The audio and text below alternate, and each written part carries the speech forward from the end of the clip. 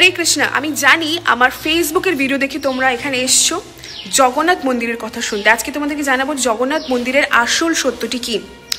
তো মহারাজ ইন্দ্রদুম্ন যিনি জগন্নাথ মন্দির স্থাপনা করেন তিনি কিন্তু কলিযুগের রাজা ছিলেন না, তিনি ছিলেন সত্যযুগের রাজা। তিনি ভগবানকে প্রাপ্ত হওয়ার জন্য ভীষণ ক্রন্দন করতেন, ভীষণ কাঁদতেন, প্রত্যেক দিন কাঁদতেন। ভগবান তার এই কষ্টে, এই কান্নায়, এই ভক্তিতে খুশি হয়ে তাকে জানান যে আমি এখনও স্বয়ং একটা বিগ্রহের মধ্যে দর্শন দিই, আমি এখনও এই যুগে বাস করছি, তুমি চাইলে আমার সেই বিগ্রহ দর্শন করতে পারো। তখন সে তো জানতে চায়, নর্মালি সবাই জানতে চাইবে যে ভগবান আপনি যখন এত করে বলছেন তাহলে সেই বিগ্রহটি কোথায় রয়েছে আমাকে জানান। তখন ভগবান বলছেন যে এটা তোমাকে নিজেকে খুঁজে নিতে হবে। তখন রাজা কী করলেন, তাদের রাজ্যে যত মন্ত্রী ছিল সবাইকে ডেকে একটা আলোচনা করলেন, সবাইকে জানালেন যে এরকম এরকম আমি আদেশ পেয়েছি ভগবানের কাছ থেকে, তো ভগবানের সেই বিগ্রহ আমাকে খুঁজতে হবে। এখানে যে রাজার যতগুলো মন্ত্রী ছিল তাদের মধ্যে একজন ছিল বিদ্যাপতি, তিনি রাজার বন্ধুও বলতে পারেন, আবার মন্ত্রীও। সেই বিদ্যাপতি দায়িত্ব নেয় ভগবানের বিগ্রহটি খুঁজে বের করা। তো বিদ্যাপতি কি করে, ঘোড়ায় চেপে চলে যায় বিভিন্ন জায়গায় এই ভারতবর্ষের মধ্যে খুঁজতে, যে কোথায় রয়েছে, কোথায় পাবো আমি ভগবানের সেই বিগ্রহ। খুঁজতে খুঁজতে সে পৌঁছে যায় উৎকল ক্ষেত্রে। উৎকল ক্ষেত্র মানে আজকের ডেটের উড়িষ্যা। তো যখন তিনি উৎকল ক্ষেত্রে পৌঁছে যায় তখন একটু ক্ষুধার্ত হয়ে যায়, তৃষ্ণার্ত হয়ে যায়। তো সবাইকে নর্মালি জিজ্ঞেস করে যে আমি ক্ষুধার্ত তৃষ্ণার্ত, এখানে কোনো জায়গা রয়েছে যেখানে আমি একটু আশ্রয় গ্রহণ করতে পারি, একটু বিশ্রাম করতে পারি, খাবার দাবার পেতে পারি। তখন গ্রামের লোকেরা জানে যে এখানে শবর রাজা রয়েছে। শবর মানে হচ্ছে যারা শুয়োরের মাংস খায়। তো তাদের যে রাজা সে সেখানে থাকে, তো আপনি তার বাড়িতে গিয়ে আতিথেয়তা গ্রহণ করতে পারেন। তখন এই বিদ্যাপতি চলে যায় শবর রাজার বাড়িতে, আর সেখানে তাদের আতিথেয়তা গ্রহণ করে। বিদ্যাপতি প্রত্যেক দিন একটা জিনিস নোটিস করে যে এই শবরের রাজা প্রত্যেক ভোরবেলা কোথায় না একটা বেরিয়ে যায়, আর যখন সে ফেরে তার গায়ে থেকে একটা অভূতপূর্ব সুন্দর কস্তুরী তিলকের গন্ধ বেরোয়, খুব সুন্দর একটা গন্ধ বেরোয়। সে জিজ্ঞেস করাটা ন্যাচারাল ব্যাপার যে কেউ বলবে না সত্যি কথা, কেউ তাকে সত্যি কথাটা জানায়নি। তাই তার মনে একটু সন্দেহ হয় যে বিগ্রহর খোঁজ আমি করছি এটাই শবর রাজার কাছে নেই তো। তাই তখন তিনি কি করেন, সেই বিগ্রহটার খোঁজার জন্য তিনি শবর রাজাকে জানান যে আমি আপনার মেয়েকে বিবাহ করতে চাই।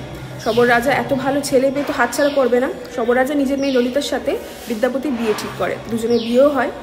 বিয়ের কিছুদিনের মধ্যেই বিদ্যাপতি ললিতাকে জানায় যে দেখো আমি দেখেছি তোমার বাবা কোথায় একটা যায়, তোমার বাবাকে একটু বলবে আমাকে নিয়ে যেতে।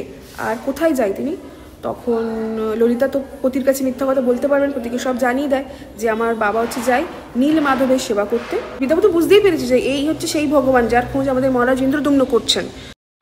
তো বিদ্যাপতি তখন বুঝতে পারছে যে নীল মাধবকে সে খুঁজতে এসছে, এটাই হচ্ছে সেই বিগ্রহ।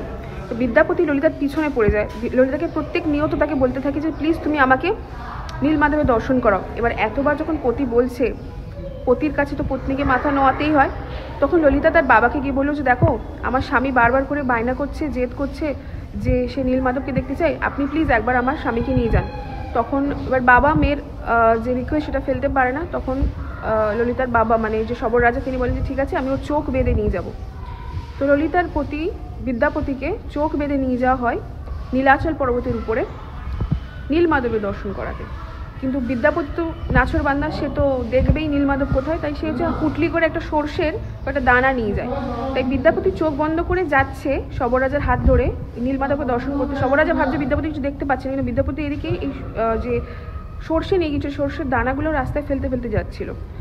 আর পরবর্তীকালে বৃষ্টি হওয়ার কারণে সেই দানা থেকে গাছ বেরোয় এবং চারিদিকে পুরো সর্ষের গাছ লেগে গিয়েছিল। এইভাবে ট্র্যাক করতে পারলো বিদ্যাপতি যে আমি কোন রাস্তা দিয়ে অ্যাকচুয়ালি গিয়েছিলাম, যদিও তার চোখ বাঁধা ছিল, কিন্তু একটা খুব ভালো বুদ্ধি লাগিয়েছিল সে সেইভাবে ট্র্যাক করা যে লোকেশনটা এক্স্যাক্টলি কি। এনিওয়েজ যখন বিদ্যাপতি গিয়ে পৌঁছলো শিখরের উপরে, তখন তিনি দেখছেন যে ওখানে একটা রোহিণী কুণ্ড রয়েছে। রোহিণী কুণ্ডের মধ্যে যেই একটা কাক পড়লো, কাক সঙ্গে সঙ্গে রোহিণী কুণ্ডের জল স্পর্শ হতে তার চতুর্ভুজ রূপ ধারণ করে বিষ্ণু পার্শ্বদ হয়ে বৈকুণ্ঠ গমন করলো। তখন সে দেখছে তো আরে এটা তো অদ্ভুত একটা জায়গা, এখানে একটা সাধারণ কুণ্ডের মধ্যে কেউ পড়ে তার চতুর্ভুজ রূপ হয়েছে, তাহলে এখানে ভগবান কি না কি হবে।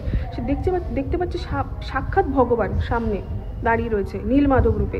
এটা তো দেখে সে ভগবানের কাছে বলছে যে প্রভু আমি এই আপনার দর্শন তো পেয়ে নিয়েছি, আর এই যে কুণ্ড রয়েছে এখানে যে কেউ স্নান করলে, একটা কাক যখন বৈকুণ্ঠ যেতে পারছে তো আমি তো মানুষের মতো ডেফিনেট যেতে পারবো। তো সে বৈকুণ্ঠ যাওয়ার জন্য কুণ্ডে ঝাঁপাতে যায়। তখন আকাশবাণী হয় যে দেখো তুমি মহারাজ ইন্দ্রদুম্ন আমার জন্য আকুতি মিনতি করছে, আমার জন্য কষ্ট পাচ্ছে, তুমি তার কাছে আমার সংবাদ গিয়ে পৌঁছে দাও যে আমি এখানে আছি, আমাকে উদ্ধার করতে বলো। তুমি কেন নিজের কথাটা শুধু ভাবছো? হ্যাঁ তুমি বৈকুণ্ঠ অবশ্যই পাবে, এই নদীতে যদি বা এই কুণ্ডে যদি তুমি স্নান করো তুমি বৈকুণ্ঠ অবশ্যই পাবে, বাট মহারাজ ইন্দ্রদুম্ন আমার জন্য ওয়েট করে আছে, তুমি তার কাছে যাও। তখন বিদ্যাপতি কী করে, ফিরে আসে এবং বাড়িতে চলে যায়, মানে তার রাজ্যে আবার ফিরে যায়। গিয়ে মহারাজকে জানায়, মহারাজ পুরো সঙ্গপঙ্গ নিয়ে এসে সেই জায়গার খোঁজ খবর করে। কিন্তু যখন সে নীলমাধবকে দর্শন করতে যায় পাহাড়ের উপরে, কারণ সে সর্ষের গাছ লাগিয়ে গিয়েছিল, এখন চিনতে পেরেছে না ওই জায়গাটা, যে কী কোন জায়গা দিয়ে আমরা যাচ্ছি, কী রাস্তা। পৌঁছতে গিয়েছে, কিন্তু নীলমাধব সেখান থেকে অপ্রকট হয়ে যান এবং ভগবান যে মহারাজ ইন্দ্রদুম্ন তাকে জানান যে পুরীর সমুদ্রে তিনি হচ্ছে কাষ্ঠরূপে ভেসে আসবে, সেই কাঠ দিয়ে যেন তার বিগ্রহ বানানো হয়। আর এর পরের গল্পটা আপনারা সবাই জানেন যে কাঠ কীভাবে ভেসে এসেছিল এবং সেটা দিয়ে জগন্নাথের বিগ্রহ বানানো হয়েছিল। তো এটা হচ্ছে আসল রহস্য। তাই মহারাজ ইন্দ্রদুম্নের জন্য ভগবান কাষ্ঠরূপে অবতীর্ণ হয়েছিলেন ঠিকই, কিন্তু আমাদের ওয়েস্ট বেঙ্গলে কি তেমন কোনো রাজা রয়েছে, ওয়েস্ট বেঙ্গলের শাসক কি তেমন যে তার জন্য ভগবান নিজে কাষ্ঠরূপে আসবেন? তো এইগুলো নিয়ে পলিটিক্স করা একদমই ঠিক নয়। এটা কারোর একটা বাড়ির বিগ্রহ ছিল যেটা ভেসে এসেছিল। তো ইয়েস, আপনাদের যদি ভিডিওটা ভালো লেগে থাকে অনেকের সাথে জানান, অনেক কিছু হয়তো অজানা তথ্য আপনারা জানতে পেরেছেন। আর যার আগে একবার প্রেম সে জয় জগন্নাথ বলে একদমই ভুলবেন না।